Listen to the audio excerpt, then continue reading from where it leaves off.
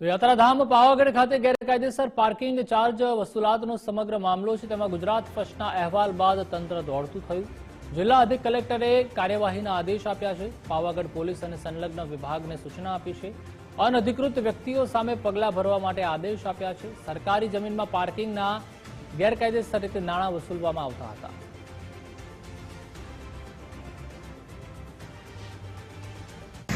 અમે 100 રૂપિયા ચૂકવ્યા।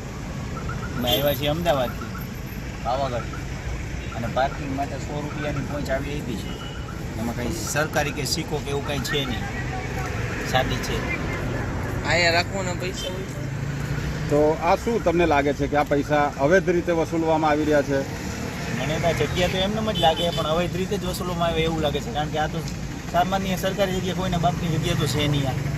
તો કોઈની પર્સનલ જગ્યા હોય તો પાર્કિંગના પૈસા હોય, પણ આ તો સરકારી જગ્યા છે અને સરકારી જગ્યા હોય તો સરકારી સિક્કો તો આમાં છે નહીં, કાંઈ કે કાંઈ પાકી પહોંચ નથી। આ પહોંચ તેના માટે આલીએ છે, પહોંચ તેના માટે તમને આપીએ છે કે તમને ભરોસો રહે કે તમારે ગમે તે નુકસાની થાય તો તમે મને કહી શકો છો, જણાવી શકો છો। પ્રાંત અધિકારી શ્રી હમણાં એક રિપોર્ટ મને મોકલ્યો છે, એમાં આ બાબતે પોલીસ તરફથી કાર્યવાહી થનાર છે।